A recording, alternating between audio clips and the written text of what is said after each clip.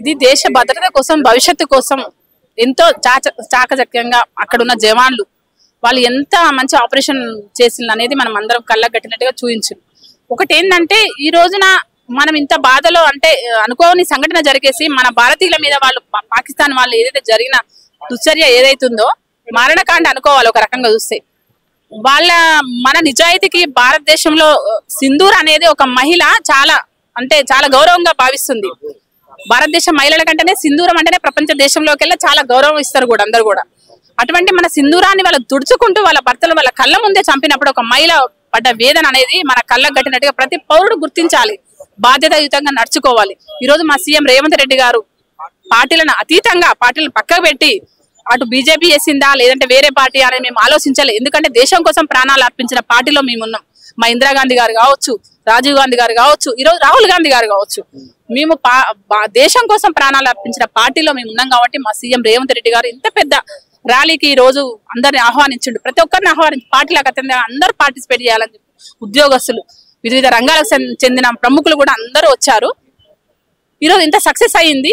దేశ భద్రత కోసం ఏదైతే మోదీ చేపట్టిన ఈ సింధూరు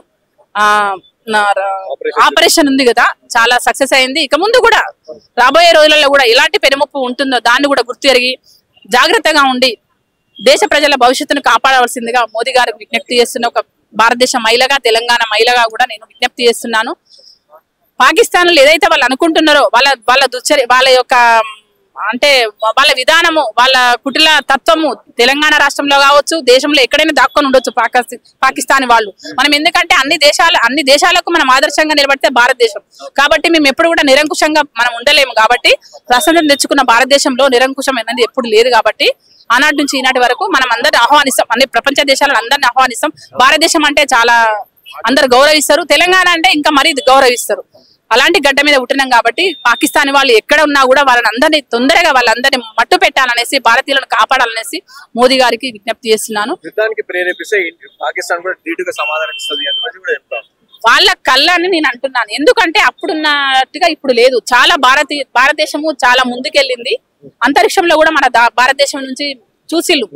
మన ఈ రోజు మహిళలు ఇద్దరు ఆపరేషన్ లో వాళ్ళు పార్టిసిపేట్ చేసి ఇంత యుద్ధ వాతావరణాన్ని ఎంత ఈజీగా మట్టు పెట్టిల్లు అనేది మనం అందరం కళ్ళగట్టినట్టు. కానీ ఏదైతే పాకిస్తాన్ వాళ్ళు అనుకుంటున్న విధానం అయితే ఏదో ఉందో దాన్ని తిప్పి కొట్టాలి. భారతీయులం అందరం ఏకతాటిపై నడవాలి. ఈ రోజున ఆ సమయం వచ్చేసింది. ఎందుకంటే ఒక నిరంకుశవాదాన్ని, ఒక పాకిస్తాన్ వాళ్ళు ఏదైతే అనుకుంటున్నారో భారతదేశాన్ని ఎప్పుడైనా మేము ఏదైనా చేయాలని అప్పుడప్పుడు మనకి ఎన్నో జరగకూడని సంఘటనలు మనం చూసినాం.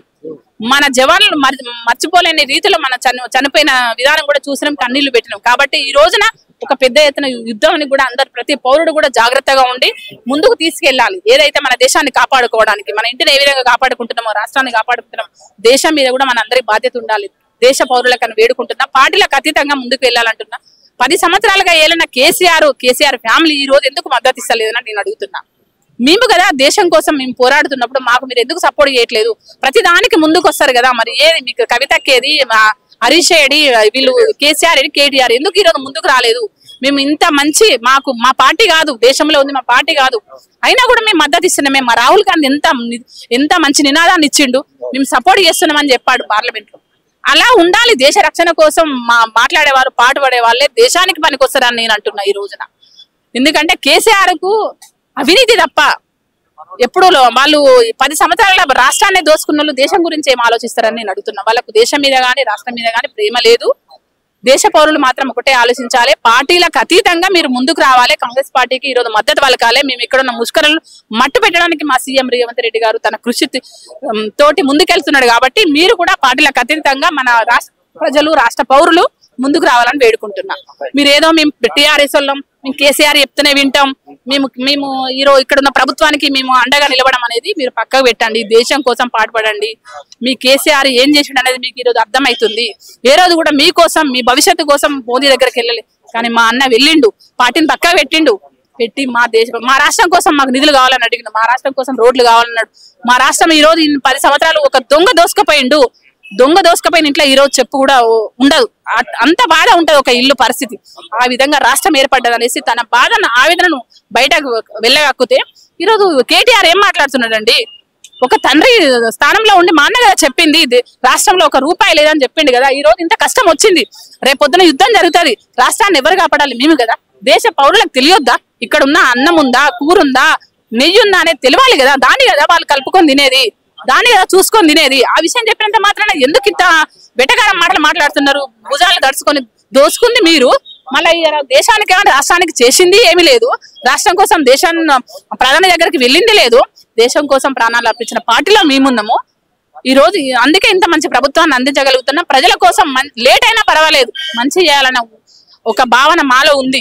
లేట్ అయినా పర్వాలేదు కానీ మంచి చేయాలి. దోసుకుపోయింది కాబట్టి మీరు ఈ రోజున మెల్లమెల్లగా ముందుకెళ్ళాలి, మెల్లమెల్లగా మళ్ళీ అడుగులు మొదలు పెట్టాలనేసి మా సీఎం గారు ఆలోచిస్తున్నారు. అలాంటి మాటలు మాట్లాడిన తప్ప ఏదో వాళ్ళు వాగినట్టుగా ఇక్కడ ఏం జరుగుతలేదు. నేను ఒకటే చెప్తున్నా, లాస్ట్ ఈ మన రాష్ట్ర పౌరులకు మన రాష్ట్రం కూడా చెప్పలేము. దేశానికి భవిష్యత్తు దెబ్బ వచ్చినప్పుడు రాష్ట్రానికి కూడా రావచ్చు, చెప్పలేము. కాబట్టి మన రాష్ట్ర పౌరులకు కూడా నేను ఒకటే చెప్తున్నా, మీరు ఈ ప్రభుత్వానికి సపోర్ట్ చేయండి, ప్రతి ఒక్కరు సపోర్ట్ చేయండి. సపోర్ట్ చేసినప్పుడే మనం ఏదన్నా రాబోయే రోజులలో ఎలాంటి ఆటంకాలు వచ్చినా కూడా మనము ఎదురు నిలబడి గట్టిగా నిలబడగలుగుతాం అనేసి నేను చెప్తున్నా. జై హింద్, జై భారత్. ఇవాళ తెలంగాణ రాష్ట్ర ప్రభుత్వం గౌరవనీయ ముఖ్యమంత్రి రేవంత్ రెడ్డి గారి ఆధ్వర్యంలో ఏదైతే ఆపరేషన్ సింధూర్ మొన్న భారత సైన్యం చేసిందో పాకిస్తాన్ ముష్కరుల పైన, దానికి సంఘీభావంగా ఇవాళ తెలంగాణ ప్రజాప్రభుత్వం ముఖ్యమంత్రి రేవంత్ రెడ్డి గారి ఆధ్వర్యంలో ఇవాళ ఈ సంఘీభావ ర్యాలీ ఇవాళ నిర్వహించడం జరిగింది. ఇవాళ ఏదైతే పాకిస్తాన్ ముష్కరులు ఈ దేశం పైన దాడి చేస్తే ఇవాళ దేశం మొత్తం కూడా ఒకటై ఇవాళ రాజకీయ అజెండాలు అన్ని కూడా పక్కకు పెట్టి ఇవాళ భారత సైన్యానికి, కేంద్ర ప్రభుత్వానికి ఇవాళ మద్దతుగా ఇవాళ యావత్ తెలంగాణ మొత్తం కూడా ఇవాళ ప్రధానమంత్రి నరేంద్ర మోడీ గారికి ఇవాళ సపోర్ట్ గా ఉన్నది. ఇవాళ తెలంగాణ ప్రజలందరం కూడా ఇవాళ భారత ప్రధానికి ఒకటే డిమాండ్ చేస్తున్నాం, మీరు ఏ నిర్ణయమైనా తీసుకోండి, ఈ దేశం మొత్తం కూడా మీ వెనక ఉన్నది. ఇంకో ఆనాడు ఇందిరాగాంధీని గుర్తు చేసుకోండి. ఆనాడు గతంలో స్వర్గీయ ప్రధానమంత్రి ఇందిరాగాంధీ గారు ఆనాడు పాకిస్తాన్ ని 2 ముక్కలుగా చేసి ఏ విధంగా పాకిస్తాన్ ని పీచం అణచిందో అదే విధంగా ఇవాళ ఇందిరాగాంధీ గారిని మీరు స్ఫూర్తిగా తీసుకొని ఇప్పుడు కూడా మీరు పాకిస్తాన్ ని మళ్ళొకసారి ఈ దేశం వైపున కన్నెత్తి చూడకుండా ఇవాళ చేయాలని ఇవాళ తెలంగాణ ప్రజల తరపున, తెలంగాణ ప్రభుత్వం తరపున మేము డిమాండ్ చేస్తున్నాము. ఇవాళ మీరు ఈ దేశంలో మరొకసారి ఈ దేశం వైపు కన్నెత్తి చూస్తే ప్రపంచ పటంలో పాకిస్తాన్ అనేది ఉండదు. ఇవాళ దేశం ప్రజలందరూ కూడా 140 కోట్ల మంది ప్రజలందరూ కూడా ఇవాళ ఏకతాటిపై ముక్త కంఠంతో ఈ దేశానికి, ఈ దేశ సైన్యానికి, భారత ప్రభుత్వానికి మద్దతుగా ఉన్నారు. భారత ప్రధాని మీ ఏ నిర్ణయమైనా తీసుకోండి, మీ వెనకాల మేము నడుస్తామని చేసుకుంటున్నాము. చెప్పే పాకిస్తాన్ చెప్తా ఉంది ఇది టెంపరీ మాత్రమే, సో ముందు ఎక్కడ దాడి చేస్తామో కూడా చర్చలు కానీ చేసి చూపిస్తామని చెప్పి పాకిస్తాన్ ఇవాళ పాకిస్తాన్ ఎన్నోసార్లు ఇట్లా మాట్లాడుతుంది. గత చరిత్ర కూడా చూడండి. ఇవాళ మేము గనుక ఈ దేశమే శాంతి దేశము కానీ ఒకసారి మేము గనుక తలుచుకుంటే మీరు ప్రపంచ పటంలోనే ఉండరు. గుర్తు చేసుకోండి, గతంలో 1971 యుద్ధంలో ఏం జరిగిందో ఒకసారి గుర్తు చేసుకోండి. గతంలో జరిగినటువంటి అన్ని యుద్ధాలలో కూడా భారతదేశమే గెలిచింది. అయినా కూడా మేము ఎప్పుడు కూడా మీ లెక్క మేము కోరుకోవట్లేదు, మీరు కూడా ఉండాలని. కానీ ఇవాళ మీరు ఎప్పుడైతే ఈ దేశం మీద దాడి చేసి సార్వభౌమత్వాన్ని మీరు దెబ్బతీయాలని చూస్తే మాత్రం మేము వెనక పోయేది లేదు. డెఫినెట్ కూడా ఇవాళ POKని కూడా నేను అదే మరొకసారి ప్రధానికి కూడా విజ్ఞప్తి చేస్తున్నా, మీరు POKని కూడా ఇదే సరైన సమయం, మీరు POKని కూడా భారత్ లో విలీనం చేయాలని మేము డిమాండ్ చేస్తున్నాం. భారత సైన్యం దలుచుకుంటే ప్రపంచ పటంలో పాకిస్తాన్ అనేది ఉండదు. మీరు ఎన్ని మాటలు చెప్పినా కూడా ఈ మాటలన్నీ మీ ఓన్లీ కల్లిబొల్లి మాటలే. ఈ భారత సైన్యం యొక్క ఒక చిన్న శాంపిల్ మాత్రమే, అబీబీ పిక్చర్ బాకీయే. మీరు ఈ సైన్యం కనుక దలుచుకుంటే మీరు ఈ దేశ సైన్యం ముందు పాకిస్తాన్ నిలవలేదని మరొకసారి ఇండియన్స్ యొక్క రక్తాన్ని సింధు నదిలో పారిపోయేలా చేస్తాం, పాకిస్తాన్ అంటే ఏంటో చూపిస్తాం ఇండియాకి అని చెప్పేసి కూడా హెచ్చరిస్తాం. నేను అదే చెప్తున్నా, ఇవాళ పాకిస్తాన్ అట్లాంటి ఎన్ని మాట్లాడినా కూడా గతంలో కూడా చాలా సార్లు బుద్ధి చెప్పినాం. మళ్ళొకసారి ఈ మాటలకే ఇట్లాంటి మాటలు మాట్లాడితే మాత్రం మీరు చూసిరు కదా నిన్న సింధూర్ అని ఆపరేషన్ సింధూర్ పేరు మీద ఒక షాంపిల్ మాత్రమే.